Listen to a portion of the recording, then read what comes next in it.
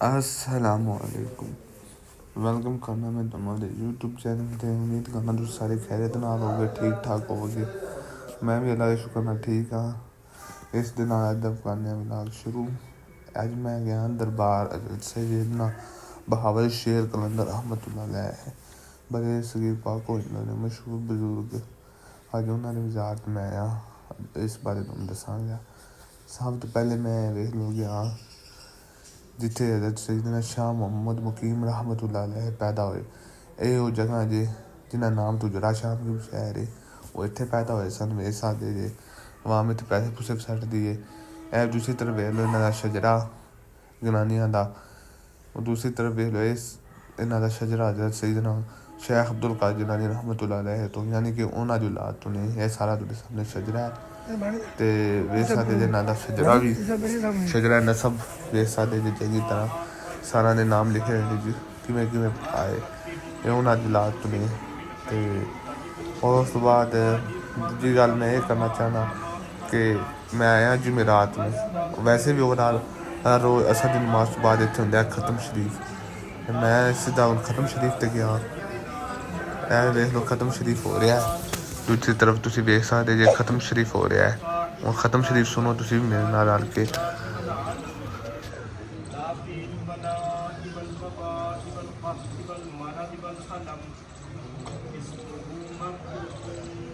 بھی دیر طرح کاروباری ہے تو مہربانی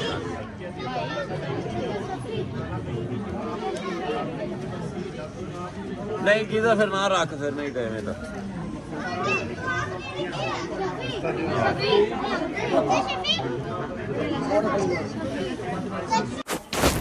ختم شریف اینڈ ہونے تو بعد پھر میں گیا چلا معصومہ دے دربار تے جو کہ انہاں دی خاندان دے سانے معصوم ہوئے سن معصومہ دے اس بارے تو کہندے نے کہ چھوٹے ہوندے بول پے سن انہاں دے بارے مشہور ہے کہ یہ جلے پیدا ہوئے سن پیدا ہوندے بول پے سن تے پیدا ہوندے بول پے سن تے پھر نا فوت بھی ہو گیا سن جلدی تے انہاں بارے اس وجہ مشہور ہے معصوم نے چھوٹی عمر چ پیدا ہوندے بول پے سن انہاں بارے یہ مشہور ہے یہ انہاں دی میں جگہ تے آیا اس ٹائم ویکھ سکدے جے تسی معصومہ دے مزار تے دو معصوم نے جڑواں ہوئے سن میرے خیال چ جنہاں کو میرے سمجھ تے آندا ہے تے کٹھے ہوئے سن پیدا بول بھی پے سن پیدا ہوندے یہ انہاں دی قبراں نے تے نال ہیگی اس ٹائم جو جرا دے گدی نشین نے سید اجاز علی شاہ گنانی انہاں دے پوتے دا قبر ہے جو کہ روڈ ایکسیڈنٹ چ فوت ہو گئے سن انہاں نوں ہو گئے نے تقریباً کچھ سال ہی ہوئے نے تے وہ فوت ہو گئے سن ایک انہاں دی قبر نال تاکہ کھلونے وغیرہ رکھے ہوئے نے یہ عوام رکھ دی جنہاں دی منتاں پوریاں ہو جان وہ آپ دی اتھے دا منت پوری ہونے تو بعد کھلونے وغیرہ رکھتے جاندے نے اتھے معصومہ دے مزار تے ویکھ سکدے جے کھلونے وغیرہ بھی تمہیں پئے ہوئے نظر آ چکے ہون گے اس تو بعد میں معصومہ دے مزار تو نکلیا باہر ویکھ سکدے باہر منظر اے سامنے کھلونے پئے ہوئے کچھ اور جو کہ لوگاں دی منتاں پوری ہوئیاں تے رکھدے نے آ کے پھر جتلے اتھوں پھر رکھن تو بعد عوام پھر مزار انتظامیہ وہ اتنے لے کے رکھ دیں اتوں چک کے ویسے سارے کھلونے کافی سارے پے نے یہ ان میں تمہیں دکھا رہا جنہاں دی منتاں پوری ہوئیں انہاں رکھے نے لیا تے کافی پیارے کھلونے نے پیارے ماڈل بھی بہت پیارا بنے ہوئے نے جو کہ نظر بھی آ رہے ہیں معصومہ دے دربار تے کھڑا آیا اتھے میں ویو لے رہا تمہیں نظر آ جائے گا سیدنا بہاول شیر کلندر رحمت اللہ علیہ دے مزار دا مینار نظر آ رہا انہیں اتھوں میں منظر لے رہا سارا مینار دا ویکھ لو کیڑا پیارا لگ رہا ہے دربار 360 ویو لے رہا میں تو سامنے 360 ویو مزار دا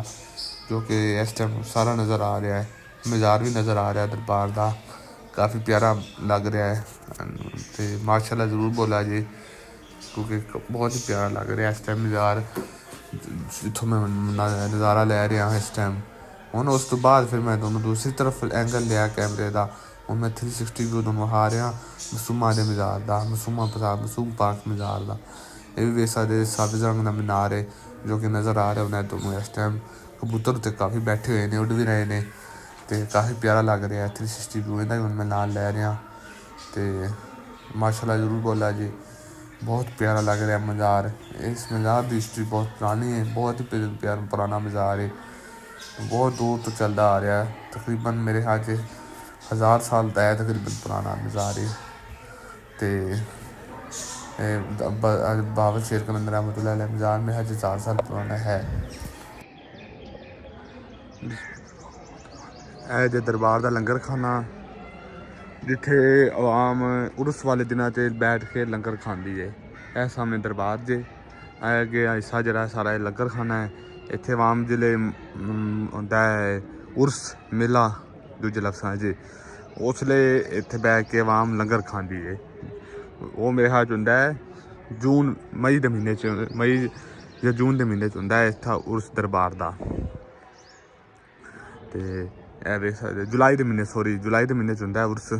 تے اولے پھر عوام اتھے بیٹھ کے لنگر کھاندی ہے اے جگہ تے ویکھ سکدے جے۔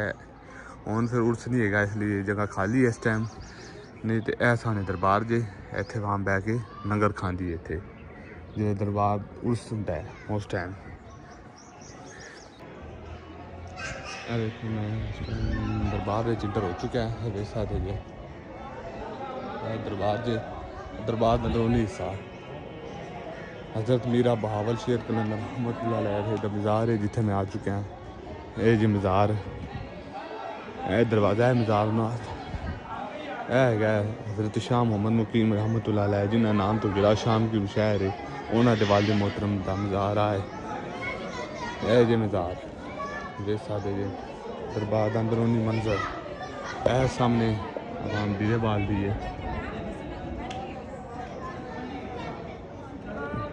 اور سامنے مسجد ہے دربار دی جو کہ نظر آ رہی ہے تمہیں، دربار دی مسجد ہے، اے دربار ہے۔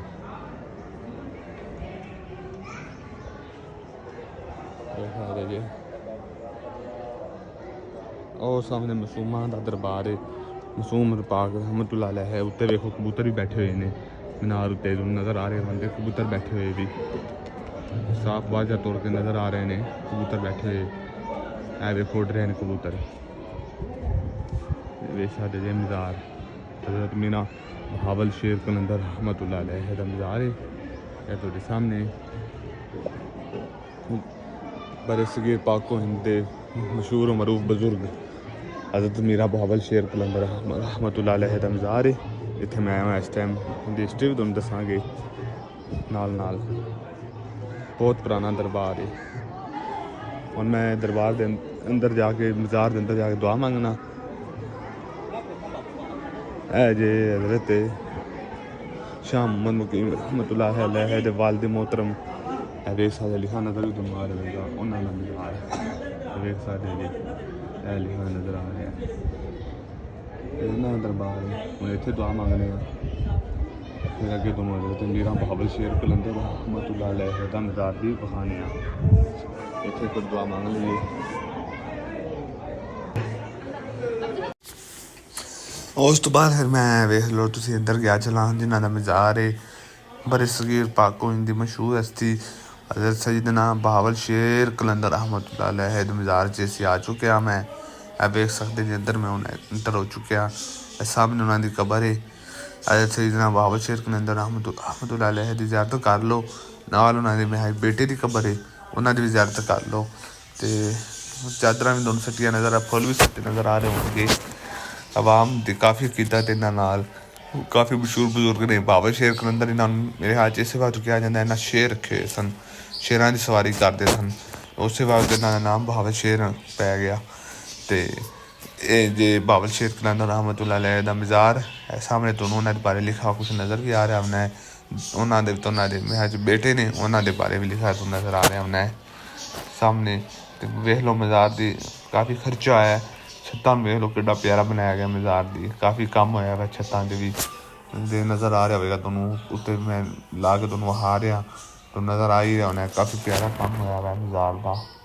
تے کافی خرچہ ہویا ہوا ہے جو کہ نظر بھی آ رہا ہے۔ تے میں اتھے دعا منگی، دعا منگن تو بعد پھر میں تمہیں لے چلنا دیویاں دی طرف تے اتھے دربار جو خالی ہوندی وہ بھی تمہیں وہانے آ۔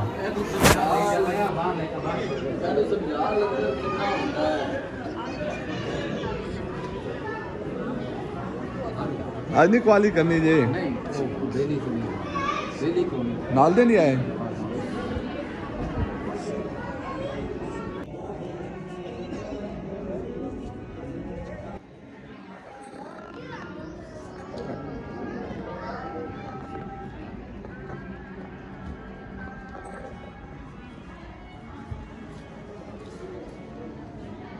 जो शान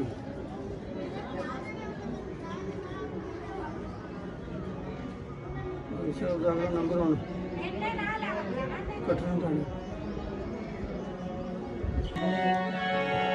ਬੁੱਢੇ ਬੁੱਢਿਆ ਮੈਨੂੰ ਜਿਹੜੇ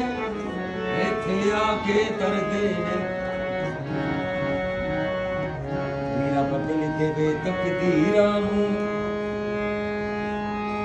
ਡੁੱਬਿਆ ਮਤਰਾਈ ਜਾਂਦਾ ਏ ਸੋਨਾ ਪਾਕ ਬਹਾਵਲ ਮੇਰਾ ਪਾਕ ਬਹਾਵਲ ਸ਼ੇਰ ਕਲੰਦਰ ਕਰਮ ਕਮਾਈ ਜਾਂਦਾ ਏ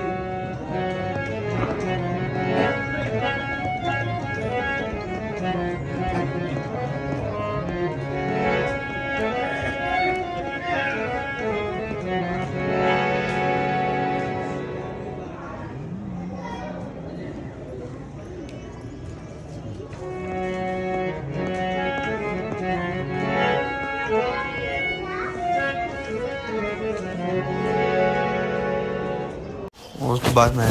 ਕਵਾਲੀ ਅੱਜ ਨਹੀਂ ਹੋ ਸਕੀ ਕਿਉਂਕਿ ਉਹਨਾਂ ਦੇ ਨਾਲ ਬੰਦੇ ਨਹੀਂ ਸਨ ਜਿਹੜੇ ਗਾਉਂਦੇ ਸਨ ਕਵਾਲੀ, ਉਹ ਨਹੀਂ ਸਨ ਨਾਲ, ਉਹ ਇਕੱਲੇ ਸਨ, ਇਸ ਲਈ ਉਹ ਨਹੀਂ ਹੋ ਸਕੀ ਅੱਜ ਕਵਾਲੀ। ਅਤੇ ਉਸ ਤੋਂ ਬਾਅਦ ਮੈਂ ਆਇਆ ਹੁਣ ਬਾਹਰ ਜਿੱਧਰ ਆਵਾਮ ਇੰਟਰ ਹੁੰਦੀ ਹੈ, ਅਤੇ ਇੱਕ ਰਸਤਾ ਉਹ ਹੈ ਜਿੱਧਰ ਮੈਂ ਆਇਆ ਸਾਂ, ਇੱਕ ਰਸਤਾ ਆ ਜੇ ਇੱਧਰ ਵੀ ਆਵਾਮ ਇੰਟਰ ਹੁੰਦੀ ਦਰਬਾਰ ਵਿੱਚ,